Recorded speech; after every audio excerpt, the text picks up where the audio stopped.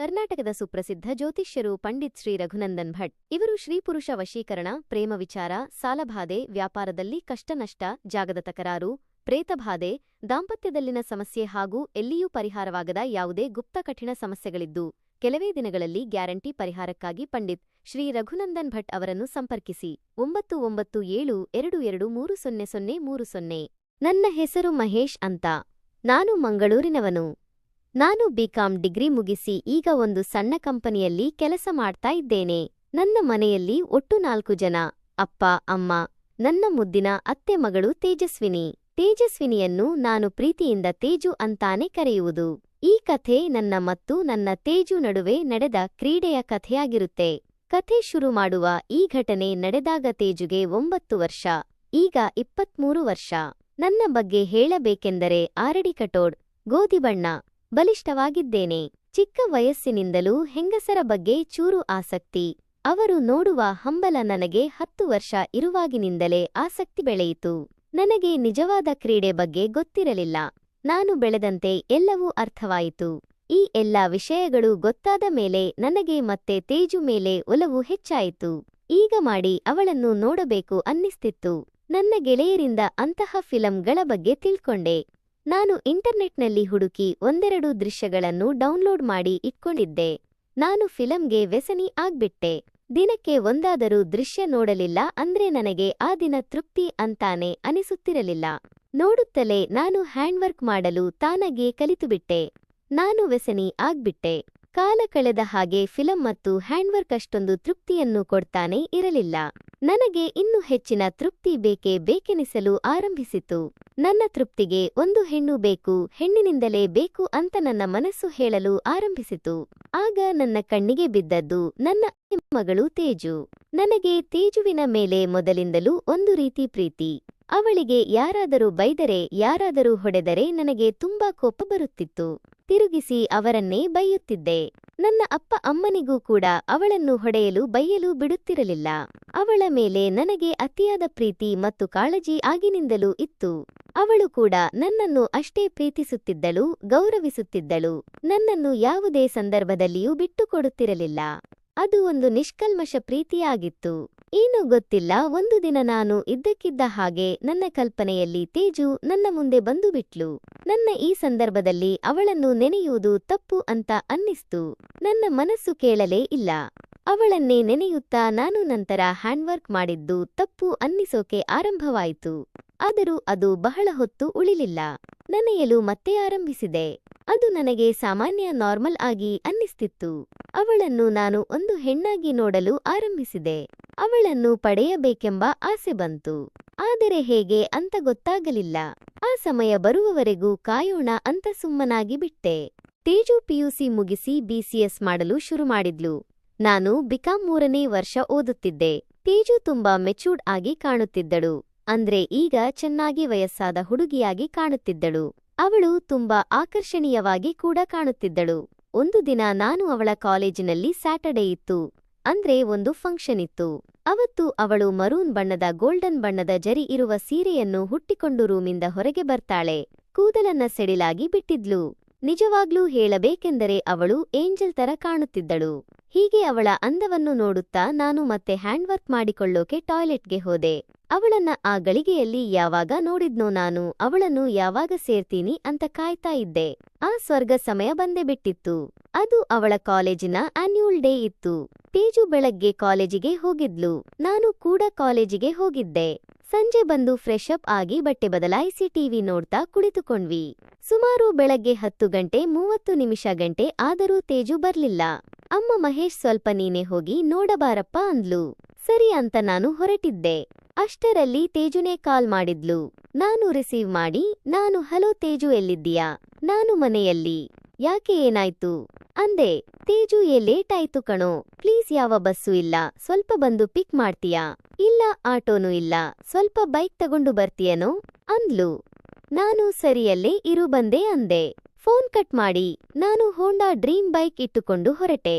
ನಾನು ಅವಳ ಕಾಲೇಜ್ ಹತ್ತಿರ ಬರುವ ಬಸ್ ಸ್ಟಾಪಿಗೆ ಹೋದೆ. ತೇಜು ಒಬ್ಬಳೇ ನಿಂತಿದ್ಲು. ಅವಳು ನೀಲಿ ಬಣ್ಣದ ಸೀರೆಯನ್ನೇ ಹುಟ್ಟಿಕೊಂಡಿದ್ಲು. ಅದಕ್ಕೆ ಸನ್ನನೆಯ ಗೋಲ್ಡನ್ ಬಣ್ಣದ ಜರಿಯನ್ನು ಹಾಕೊಂಡಿದ್ಲು. ಅವಳ ಬಿಳಿ ಬಣ್ಣಕ್ಕೆ ಆ ಸಿರಿ ತುಂಬಾ ಚೆನ್ನಾಗಿ ಕಾಣುತ್ತಿತ್ತು. ಒಳ್ಳೆ ಹುಣ್ಣಿಮೆಯ ಚಂದ್ರನ ಹಾಗೆ ಕಂಗೊಳಿಸುತ್ತಿದ್ದಳು. ನಾನು ಅವಳ ಬಳಿ ಹೋಗಿ ಟರ್ನ್ ತೆಗೆದುಕೊಂಡು ಬೈಕ್ ನಿಲ್ಲಿಸಿದೆ. ನಾನು ಇದು ತೇಜುನಾ ಅಂದೆ. ತೇಜು ಭಾವ್ನಾನೇ, ಯಾಕೋ ಗುರುತೇ ಸಿಕ್ತಿಲ್ಲ, ಏಂಜಲ್ ತರ ಕಾಣಿಸ್ತಿದ್ದೀಯಾ ಅಂದ್ಲು. ತೇಜು ಓಹೋ ಹೌದಾ, ಸಾಕು ಸಾಕು, ಥ್ಯಾಂಕ್ ಯು ಅಂದ್ಲು. ನಾನು ಸರಿ ಬಾ ಕೂತ್ಕೋ ಹೋಗೋಣ ಅಂದೆ. ತೇಜು ಬೈಕೇರಿ ಒಂದು ಕಡೆ ಮುಖ ಮಾಡಿ ಕುಳಿತುಕೊಂಡಳು. ನಾವು ಸ್ವಲ್ಪ ಸ್ಪೀಡಾಗಿ ಹೋಗ್ತಿದ್ದೆ. ಮಧ್ಯದಲ್ಲಿ ಒಂದು ಅಂಪಿನ ಮೇಲೆ ಎತ್ತಿಸಿದಾಗ ಆ ವೇಗಕ್ಕೆ ತೇಜು ಜಿಗಿದು ಮುಂದಕ್ಕೆ ಬರುತ್ತಿದ್ಲು. ತೇಜು ನಿಧಾನ ಅಂದೆ. ನಾನು ಯಾಕೆ ಭಯಾನ ಅಂದೆ. ತೇಜು ಏನ್ ಭಯಾನ ನನಗ?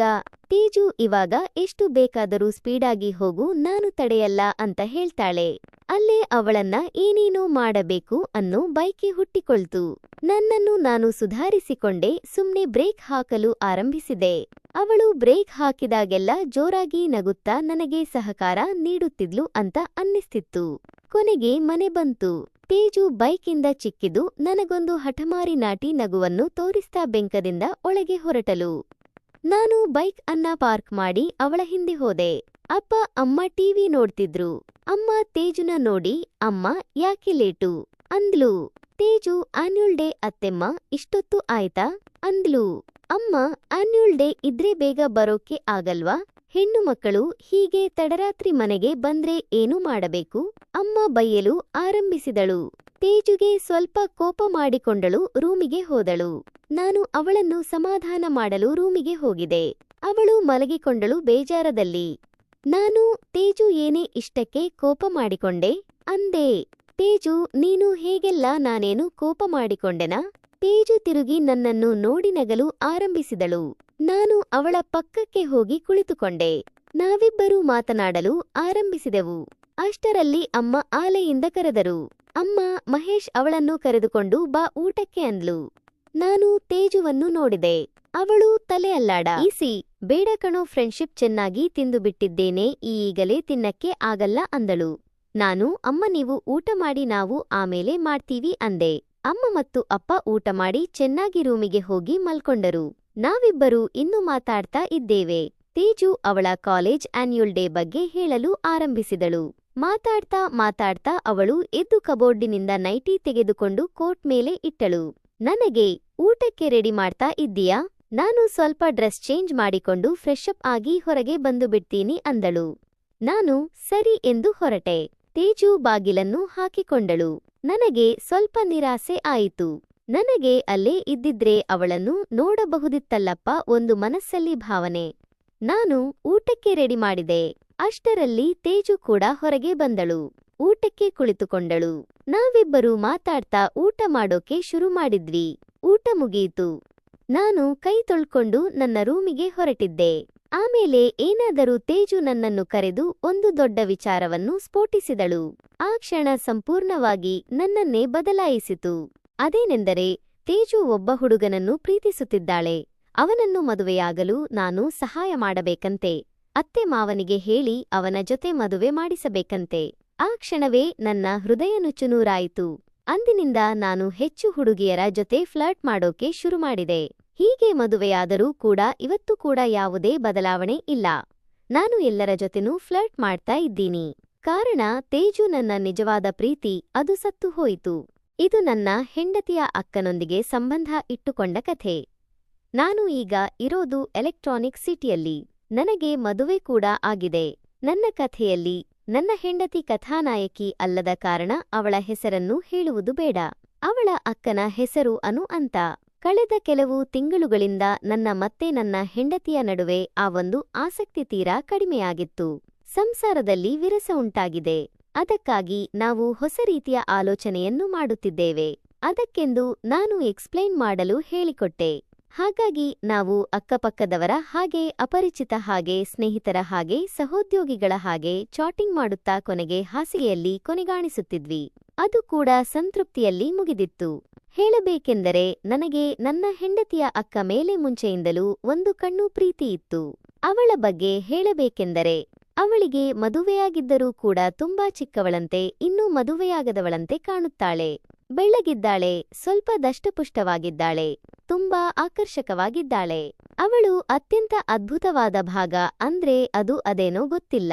ಅವಳು ನಡೆಯುವಾಗ, ಕೊಂಡಾಗ, ಬಗ್ಗಿದಾಗ ಅವಳನ್ನು ನೋಡೋದು ಅಂದ್ರೆ ನನಗೆ ತುಂಬಾ ಇಷ್ಟ. ನನಗಂತೂ ತುಂಬಾ ಆಸೆ ಆಗುತ್ತೆ. ಅವಳಿಗೆ ನನ್ನ ಕಂಡರೆ ತುಂಬಾ ಇಷ್ಟ. ನನ್ನನ್ನು ನರೇಗಿಸುವ ಹಾಗೆ ನನಗೆ ಡಾರ್ಲಿಂಗ್ ಅಂತ ಕರೀತಾಳೆ. ಹಾಗೆ ಡಬಲ್ ಮೀನಿಂಗ್ನಲ್ಲಿ ಮಾತಾಡಿಸುತ್ತಿರುತ್ತಾಳೆ.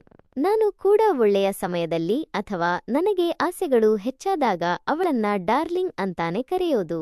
ನಮ್ಮಿಬ್ಬರ ನಡುವೆ ತುಂಬಾ ಸಲಿಗೆ ಹೆಚ್ಚಾಗ್ತಾ ಬರ್ತಾ ಇದೆ. ಒಂದು ದಿನ ಅನು ನಮ್ಮ ಮನೆಗೆ ಬಂದಿದ್ಲು. ಅವಳನ್ನು ನೋಡಿದಾಗ ನನ್ನ ಹೃದಯ ಜೋರಾಗಿ ಬಡಿದುಕೊಳ್ಳಲು ಶುರುಮಾಡಿತು. ಅವಳು ಚೂಡಿದಾರ್ ಹಾಕಿಕೊಂಡಿದ್ಲು. ಅದರಲ್ಲಿ ಅವಳ ದೇಹದ ಪ್ರತಿಯೊಂದು ಭಾಗವೂ ಎದ್ದು ಕಾಣ್ತಿತ್ತು. ಅವಳನ್ನ ನೋಡಿದಾಗ ನನಗೆ ತಕ್ಷಣ ಅವಳನ್ನ ಮುಟ್ಟಬೇಕು, ಅವಳನ್ನ ನನ್ನದಾಗಿಸಿಕೊಳ್ಳಬೇಕು ಅನ್ನೋ ಆಸೆ ಬಂತು. ಅವಳು ನನ್ನ ಜೊತೆ ಮಾತಾಡ್ತಾ ಇದ್ಲು. ಆದ್ರೆ ನನ್ನ ಗಮನ ಅವಳ ಮಾತುಗಳ ಮೇಲಿರಲಿಲ್ಲ. ಅವಳ ದೇಹದ ಮೇಲೆ ಮಾತ್ರ ಇತ್ತು. ಅವಳ ಜೊತೆ ಮಾತಾಡ್ತಾ ನಾನು ಅವಳ ಕೈಯನ್ನ ಮುಟ್ಟಿದೆ. ಅವಳು ಸ್ವಲ್ಪ ನಾಚಿದ್ಲು, ಆದ್ರೆ ನನ್ನ ಕೈಯನ್ನ ದೂರ ಮಾಡ್ಲಿಲ್ಲ. ಆ ಕ್ಷಣ ನನಗೆ ಸಿಕ್ಕಾಪಟ್ಟೆ ಖುಷಿಯಾಯಿತು. ಅವಳು ನನಗೆ ಸಿಗುತ್ತಾಳೆ ಅಂತ ಅನ್ನಿಸ್ತು. ರಾತ್ರಿ ಊಟ ಆದ್ಮೇಲೆ ನನ್ನ ಹೆಂಡತಿ ರೂಮಿಗೆ ಹೋದಳು. ನಾನು ಅನು ಜೊತೆ ಟಿವಿ ನೋಡ್ತಾ ಕೂತಿದ್ದೆ. ಅವಳು ನನ್ನ ಪಕ್ಕದಲ್ಲಿ ಕೂತಿದ್ಲು. ಅವಳ ದೇಹದ ವಾಸನೆ ನನಗೆ ಹುಚ್ಚು ಹಿಡಿಸ್ತಿತ್ತು. ನಾನು ನಿಧಾನವಾಗಿ ಅವಳ ಭುಜದ ಮೇಲೆ ಕೈ ಹಾಕಿದೆ. ಅವಳು ಏನೂ ಹೇಳಲಿಲ್ಲ. ನಾನು ಅವಳ ಕಿವಿಯ ಹತ್ತಿರ ಹೋಗಿ ಡಾರ್ಲಿಂಗ್, ನೀನು ತುಂಬಾ ಚೆನ್ನಾಗಿದ್ದೀಯಾ ಅಂತ ಹೇಳಿದೆ. ಅವಳು ನಾಚಿ ನಿನಗೂ ಚೆನ್ನಾಗಿ ಗೊತ್ತು ಅಂತ ಹೇಳಿದ್ಲು. ನಾನು ಅವಳನ್ನ ಹತ್ತಿರಕ್ಕೆ ಎಳೆದುಕೊಂಡು ಅವಳ ತುಟಿಗೆ ಮುತ್ತಿಟ್ಟೆ. ಅವಳು ಕೂಡ ನನಗೆ ಸ್ಪಂದಿಸಿದ್ಲು. ಆ ಕ್ಷಣ ನನಗೆ ಸ್ವರ್ಗಕ್ಕೆ ಹೋದ ಹಾಗೆ ಅನಿಸ್ತು. ನಾನು ಅವಳನ್ನ ರೂಮಿಗೆ ಕರ್ಕೊಂಡು ಹೋದೆ. ಅವಳ ಬಟ್ಟೆಗಳನ್ನ ಒಂದೊಂದಾಗಿ ತೆಗೆದೆ. ಅವಳ ದೇಹವನ್ನ ನೋಡಿದಾಗ ನನ್ನ ಕಣ್ಣುಗಳನ್ನ ನಂಬೋಕೆ ಆಗ್ಲಿಲ್ಲ. ಅವಳು ನಿಜವಾಗ್ಲೂ ಸುಂದರವಾಗಿದ್ಲು. ನಾನು ಅವಳನ್ನ ಹಾಸಿಗೆ ಮೇಲೆ ಮಲಗಿಸಿ ಅವಳ ದೇಹದ ಪ್ರತಿಯೊಂದು ಭಾಗವನ್ನ ಮುತ್ತಿಟ್ಟೆ. ಅವಳು ಕೂಡ ನನಗೆ ಸ್ಪಂದಿಸ್ತಾ ಇದ್ಲು. ನಾವು ಇಬ್ಬರೂ ಒಂದಾದ್ವಿ. ಆ ರಾತ್ರಿ ನನಗೆ ನನ್ನ ಜೀವನದ ಅತ್ಯಂತ ಸುಂದರ ರಾತ್ರಿ. ಅಂದಿನಿಂದ ನಾವು ಆಗಾಗ ಭೇಟಿಯಾಗ್ತಾ ಇದ್ವಿ. ನಮ್ಮಿಬ್ಬರ ನಡುವಿನ ಸಂಬಂಧ ಹೆಚ್ಚಾಗ್ತಾ ಹೋಯಿತು. ಆದ್ರೆ ನಾವು ಇಬ್ಬರು ತುಂಬಾ ಜಾಗರೂಕರಾಗಿದ್ವಿ. ನಮ್ಮಿಬ್ಬರ ಸಂಬಂಧ ಯಾರಿಗೂ ಗೊತ್ತಾಗಬಾರದು ಅಂತ. ಒಂದು ದಿನ ನನ್ನ ಹೆಂಡತಿ ನಮ್ಮಿಬ್ಬರನ್ನ ಒಟ್ಟಿಗೆ ನೋಡ್ಬಿಟ್ಲು. ಆ ಕ್ಷಣ ನನಗೆ ನನ್ನ ಜೀವನವೇ ಮುಗಿದ ಹಾಗೆ ಅನಿಸ್ತು. ನಾನು ಹೆಂಡತಿಯನ್ನ ಎದುರಿಸಲು ಸಿದ್ಧನಾಗಿರಲಿಲ್ಲ. ಅವಳು ಸಿಟ್ಟಿನಿಂದ ಕೆಂಡಾಮಂಡಲಳಾಗಿದ್ದಳು. ನೀವು ಹೀಗೆಲ್ಲ ಮಾಡ್ತೀರಾ ಅಂತ ನಾನು ಕನಸು ಮನಸ್ಸಿನಲ್ಲೂ ಅಂದುಕೊಂಡಿರಲಿಲ್ಲ. ನನ್ನ ಸ್ವಂತ ಅಕ್ಕನ ಜೊತೆ ಹೀಗ್ಯಾಕೆ ಮಾಡಿದ್ರಿ ಅಂತ ಕಿರುಚಾಡಿದಳು. ನನಗೆ ಏನು ಹೇಳಬೇಕೆಂದು ತೋಚದೆ ಸುಮ್ಮನಾದೆ. ಅನು ಕೂಡ ಅಳುತ್ತಾ ನಾನು ತಪ್ಪು ಮಾಡಿದೆ, ದಯವಿಟ್ಟು ನನ್ನನ್ನು ಕ್ಷಮಿಸಿಬಿಡಿ ಎಂದು ಬೇಡಿಕೊಂಡಳು. ನನ್ನ ಹೆಂಡತಿ, ನಿಮ್ಮಿಬ್ಬರನ್ನೂ ನಾನು ಕ್ಷಮಿಸೋಕೆ ಸಾಧ್ಯವಿಲ್ಲ. ನನ್ನ ಜೀವನದಲ್ಲಿ ಇನ್ಮುಂದೆ ನಿಮ್ಮಿಬ್ಬರಿಗೂ ಜಾಗವಿಲ್ಲ ಎಂದು ಕಠಿಣವಾಗಿ ನುಡಿದಳು. ಆ ರಾತ್ರಿ ಇಡೀ ನಾನು ನಿದ್ದೆ ಮಾಡಲಿಲ್ಲ. ನನ್ನ ತಪ್ಪು ನನಗೆ ಅರಿವಾಗುತ್ತಿತ್ತು. ನನ್ನ ಹೆಂಡತಿಯನ್ನು ಕಳೆದುಕೊಳ್ಳಲು ನಾನು ಸಿದ್ಧನಿರಲಿಲ್ಲ. ಅನು ನನ್ನ ಜೀವನದಲ್ಲಿ ಬಂದಿದ್ದು ನಿಜ. ಆದರೆ ನನ್ನ ಹೆಂಡತಿ ನನ್ನ ಬದುಕಿನ ಭಾಗ. ಅವಳನ್ನು ಕಳೆದುಕೊಂಡರೆ ನನ್ನ ಜೀವನವೇ ಶೂನ್ಯವಾದಂತೆ ಆಗುತ್ತದೆ. ಮರುದಿನ ಬೆಳಿಗ್ಗೆ ನಾನು ಹೆಂಡತಿಯ ಬಳಿ ಹೋಗಿ ನಾನು ತಪ್ಪು ಮಾಡಿದೆ, ನನ್ನನ್ನು ಕ್ಷಮಿಸಿಬಿಡು. ಅನು ಜೊತೆಗಿನ ಸಂಬಂಧ ನನಗೆ ಒಂದು ಕ್ಷಣದ ಆಸೆಯಾಗಿತ್ತು. ನಿನ್ನನ್ನು ಕಳೆದುಕೊಳ್ಳುವ ಯೋಚನೆಯೇ ನನ್ನನ್ನು ಕೊಲ್ಲುತ್ತಿದೆ ಎಂದು ಬೇಡಿಕೊಂಡೆ. ಅವಳು ನನ್ನ ಕಣ್ಣೀರು ನೋಡಿ ಮೌನವಾದಳು. ನನಗೆ ಸಮಯ ಬೇಕು, ನಾನು ಯೋಚಿಸಿ ನಿರ್ಧಾರ ತೆಗೆದುಕೊಳ್ಳುತ್ತೇನೆ ಎಂದು ಹೇಳಿದಳು. ನಾನು ಅನುಳನ್ನು ಭೇಟಿಯಾಗಿ ನಮ್ಮಿಬ್ಬರ ಸಂಬಂಧ ಇಲ್ಲಿಗೆ ಮುಗಿಯಿತು. ನನ್ನ ಹೆಂಡತಿಯನ್ನು ನಾನು ಕಳೆದುಕೊಳ್ಳಲು ಸಿದ್ಧನಿಲ್ಲ. ಅವಳೇ ನನ್ನ ಜೀವನ ಎಂದು ಹೇಳಿದೆ. ಅನು ಅಳುತ್ತಾ, ನಾನು ನಿನ್ನನ್ನು ನಿಜವಾಗಿಯೂ ಪ್ರೀತಿಸುತ್ತೇನೆ, ನಿನ್ನನ್ನು ಮರೆಯುವುದು ಕಷ್ಟ ಎಂದಳು. ನಾನು ಕಠಿಣ ನಿರ್ಧಾರ ತೆಗೆದುಕೊಂಡಿದ್ದೆ. ನನ್ನ ಹೆಂಡತಿಯನ್ನು ಉಳಿಸಿಕೊಳ್ಳುವುದು ನನ್ನ ಮೊದಲ ಆದ್ಯತೆಯಾಗಿತ್ತು. ಕೆಲವು ದಿನಗಳ ನಂತರ ನನ್ನ ಹೆಂಡತಿ ನನ್ನನ್ನು ಕ್ಷಮಿಸಲು ಒಪ್ಪಿಕೊಂಡಳು. ಆದರೆ ಅವಳು ಒಂದು ಷರತ್ತು ಹಾಕಿದಳು. ನಮ್ಮಿಬ್ಬರ ನಡುವೆ ಮೊದಲಿನ ಪ್ರೀತಿ ವಿಶ್ವಾಸ ಮತ್ತೆ ಬರಲು ಸಮಯ ಬೇಕಾಗುತ್ತದೆ. ನೀನು ನನ್ನನ್ನು ಅರ್ಥಮಾಡಿಕೊಳ್ಳಬೇಕು ಎಂದಳು. ನಾನು ಅವಳ ಷರತ್ತಿಗೆ ಒಪ್ಪಿಕೊಂಡೆ. ನನ್ನ ಹೆಂಡತಿಯನ್ನು ಮತ್ತೆ ಗೆಲ್ಲಲು ನಾನು ಸಿದ್ಧನಿದ್ದೆ. ನಾನು ಮತ್ತು ನನ್ನ ಹೆಂಡತಿ ಮತ್ತೆ ಒಟ್ಟಿಗೆ ಜೀವನ ಪ್ರಾರಂಭಿಸಿದೆವು. ನಮ್ಮಿಬ್ಬರ ನಡುವೆ ಪ್ರೀತಿ ವಿಶ್ವಾಸ ಮತ್ತೆ ಚಿಗುರೊಡೆಯಲು ಸಮಯ ಹಿಡಿಯಿತು. ಆದರೆ ನಾವು ಪರಸ್ಪರ ಅರ್ಥಮಾಡಿಕೊಂಡು ಪ್ರೀತಿಸಲು ಪ್ರಯತ್ನಿಸಿದೆವು. ಈ ಕಥೆ ನನಗೆ ಒಂದು ಪಾಠ ಕಲಿಸಿತು. ಕ್ಷಣಿಕ ಆಸೆಗಳಿಗೆ ಮರುಳಾಗಿ ಸಂಬಂಧಗಳನ್ನು ಹಾಳು ಮಾಡಿಕೊಳ್ಳಬಾರದು. ನಿಜವಾದ ಪ್ರೀತಿ ಮತ್ತು ಸಂಬಂಧಗಳನ್ನು ಗೌರವಿಸುವುದು ಮುಖ್ಯ.